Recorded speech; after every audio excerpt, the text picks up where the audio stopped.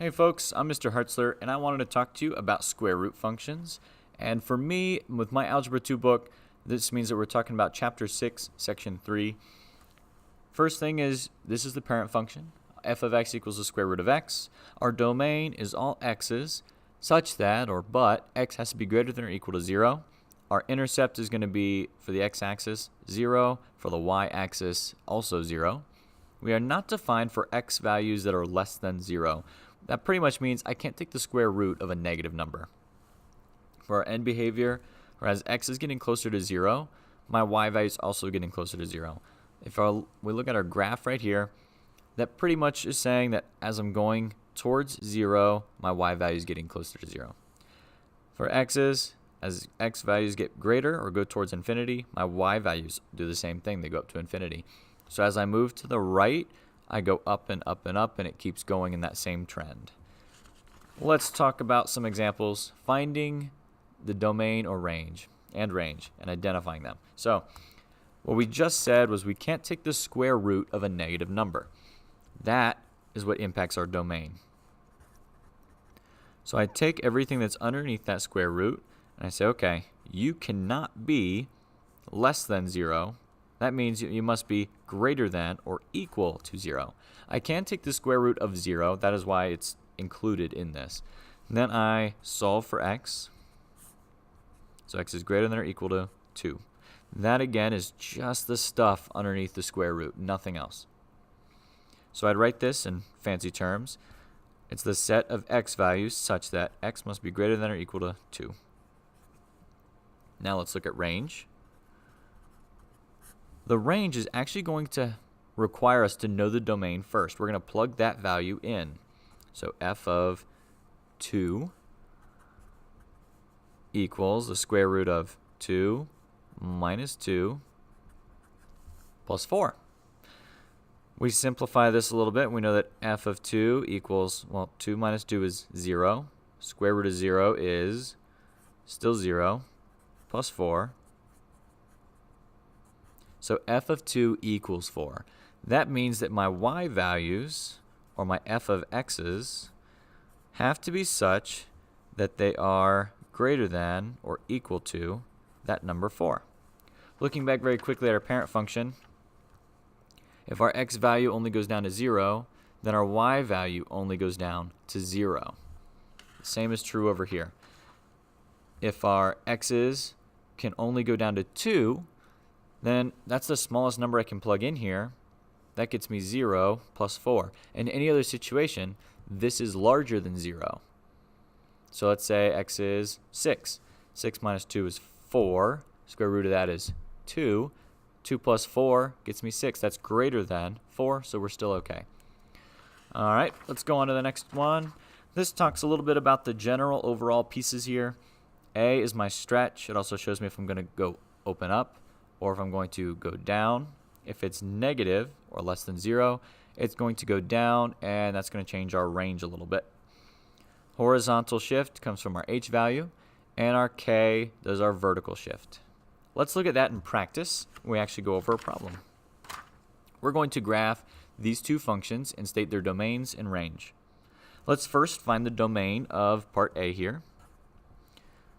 I do that by setting the stuff inside the square root greater than or equal to 0. So x plus 2 must be greater than or equal to 0. So x must be greater than or equal to negative 2. I take that and I plug it back in for my range.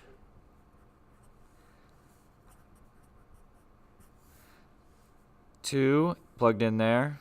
We have square root of, negative 2 plus 2 minus 3. That's 0 minus 3. So f of x must be greater than or equal to negative 3. Let's look at domain for this bottom one. Same thing. X minus 1 must be greater than or equal to 0. So x is greater than or equal to positive 1. So my domain is such that x must be greater than or equal to 1. Plug that in for my range. So it's a negative 2 times 1 minus 1 plus 2. This again is going to equal 0. I'm left with the 2. So my range is all f of x's such that f of x is greater than or equal to 2, except that there is a negative out in front. When that happens, this is switched. I'm now going to be opening down, so my y values must be less than or equal to 2. All right, let's actually put these on the paper. This is our first one. I had showed you how to find the y-intercept already. For finding y-intercepts, we substitute 0 in for x. I did that, and I solved, and I got negative 1.59. So I'm going to put that on my graph. That's an important piece, is my y-intercept and then my x-intercept. So 0, 1.59 negative. Then we're going to find our x-intercepts. That comes from substituting in a 0 for our y value. I start by adding 3. So 3 equals the square root of x plus 2. I want to get rid of the square root, so I'm going to square both sides. So I have 9 equals, and then square root and square cancel each other out. X plus 2. Subtract the 2 over. X equals 7.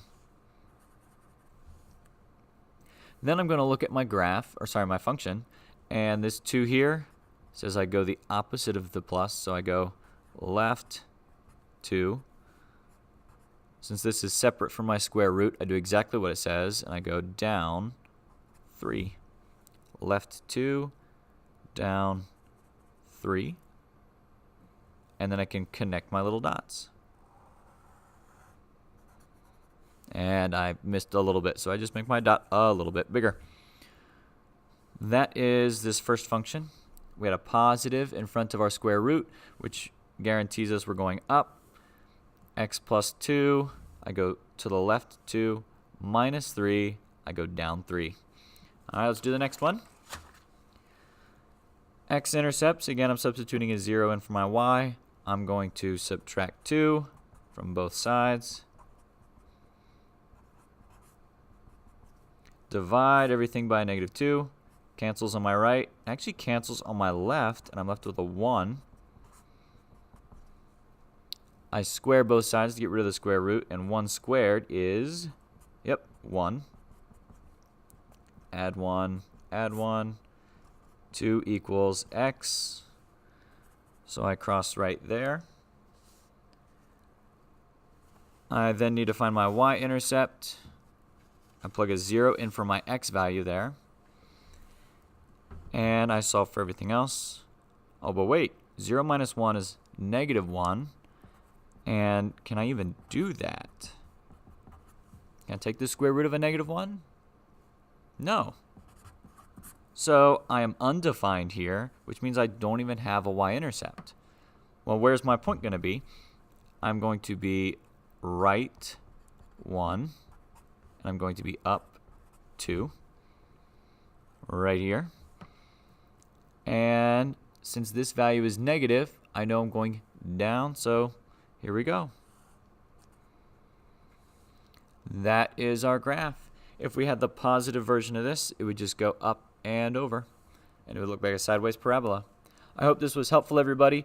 If it was, please click that like button, and somewhere over, where is it going to be? Over here, I'm going to put the subscribe link, so you can just click on that little button that has my face on it, and you can subscribe to the channel. Hope you have a great day, everybody.